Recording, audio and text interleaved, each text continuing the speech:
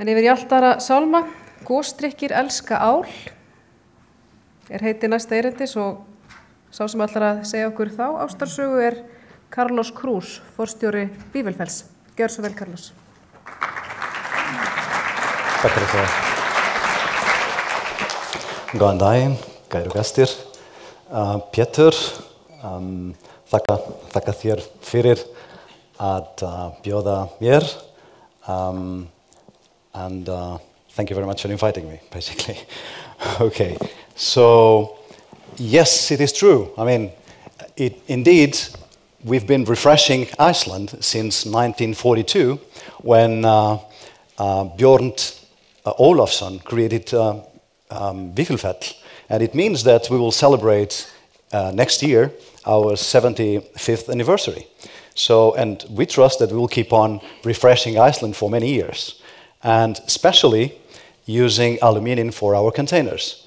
And so, that's why I want to explain to you the reason why carbonated drinks love aluminum. Basically, and foremost, the main reason, it's just because it supports better the carbonation pressure that is inside the can. So just think about the recipes that we have with our carbonated drinks, and they all have a certain level of carbonation. So just for the sake of the taste and the mouthfeel, and also for microbiological purposes. So if you just think about having the same recipe in a PET bottle, what will mean is that the PET is porous, and then over the time, the carbonation will decline. So that's the reason why the cans, or the aluminum cans, because they are compact, they are really good for maintaining that level of carbonation. So we can have even a longer shelf life. So it's a bit debatable about the glass, but the glass has got a metal cap on it. So it's better to have it in cans of aluminum cans because it's fully compact. This is basically the biggest reason of having cans of aluminum cans using carbonated drinks. But then there is also a few reasons to having carbonated drinks in aluminum cans. Just because, but they are not specifically for carbonated drinks. Those are related to the supply chain. Just think about this one, which is basically related to the resistance of the container. So it's not specific for carbonated, it's for overall aluminum cans. But just through all the pipeline, all the supply chain that we're using, all the movements and the handling of the products since, let's say, the inbound of the raw materials till the houses of the consumers. So there is a lot of movements that we have to do with the packaging, with this container. And so, effectively, the cans or the aluminum cans are better resistant in that sense. But it's not only in the supply chain, there is also another good benefit that, as I said, does not apply only for carbonated drinks, which is basically it maximizes the space in a pallet. Just think about a bottler, and around all the empty spaces when we are forming a Neuro pallet, for instance, you will find that around the neck there is an empty space, which is not the case with cans. So the cans fully compact the space of a Neuro pallet, which is also good for cost efficiency for transport.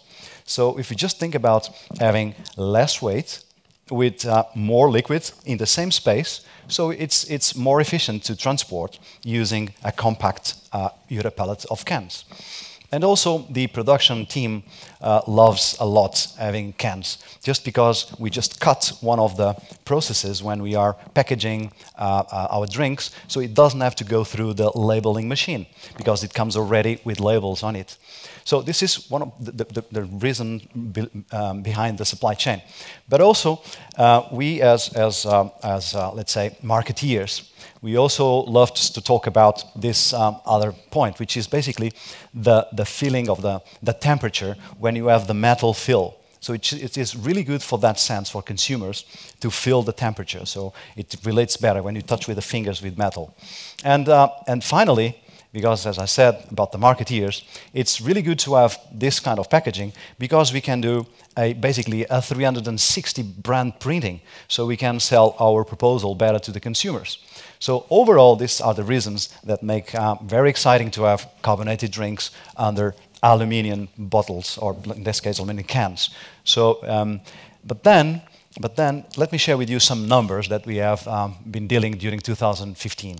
So during 2015, we had in the market, both with cans of soft drinks and also with beer, we had in the market basically 3 formats. So a 250 ml format, which is basically used for energy drinks such as Burn and Magic.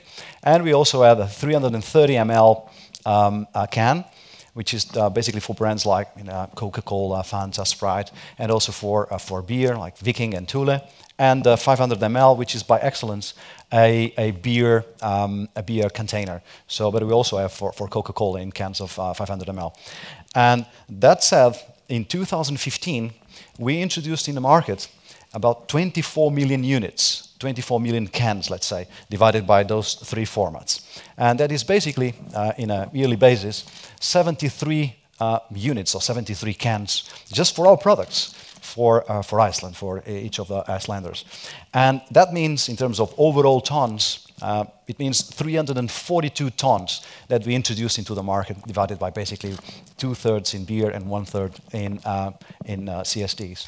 So, and then basically, what happens to this can? So, where does it go when it is consumed?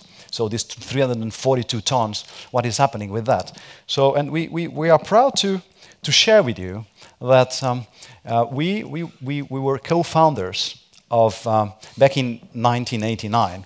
So we founded a company which is Endurvinnslan. So, and also with the deposit system that goes with it. And we are proud to share with you that in 2015, we recollected from the system, from the deposit system, so 825 tons of aluminium, which is basically a record. Those 91% represents basically from the total amount of aluminum cans that went to the market, 91% were recollected to the deposit system, which is equivalent of 825 tons, of which, as I said, so we were responsible for introducing 342. So it means that basically those 91% are even comparing with glass, which was basically 84%, the deposit system recollected from the market, and 89% of PET. So it's even good for environment using aluminium because we get more from the deposit and we can use it for recycling purposes because we're shipping this to other countries in Europe and in other countries in the world. So this said, it shows us also that aluminium is good for recycling purposes. And not counting here an extra about 2% that Sorpa is always also taking from the market. It's not. This is only the deposit system that we get from the Endurvinnslan. And so basically, what's next? What's the future? What can we say that we are innovating using aluminium with our containers? And I can tell you that it's becoming more popular and really with a better appetite appeal. It is basically the aluminium bottles. Yes, so this is getting more into the consumer, let's say, preference. So it means that, for instance, if you just go to France for the Euro Cup, you will find those examples of aluminium bottles. So it's getting more as soon as it is cost efficient and it makes sense to have it more available. So we will move to our, our iconic bottle will be transformed into these aluminium bottles, which is another option, another opportunity also to, as a customer from aluminium, let's say, we can also expand for more opportunities to use aluminium. And what's in the pipeline also, unfortunately, we will not have these aluminium bottles available in Iceland, but we will have another approach, which is basically we will have new cans for the Euro 2016. So as I was saying, it is good to have cans of aluminium in this sense because we can communicate better our message. In this case, because we are sponsoring the Euro Cup 2016, you will have the chance, because I bought some of the cans to offer you, so you will have the chance to have, let's say, in the Coca-Cola Classic, you will have the chance to have 8 players printed in the can. So that's the beauty of having cans, so we can maximize the space available. So we'll have 8 players, and we'll also have, in the Coca-Cola Zero, we will have Anes, the goalkeeper. So maybe it's a premonition about the number of goals that we will we will not receive in our goal. So, and basically this is it. Thank you very much for listening. Thank you.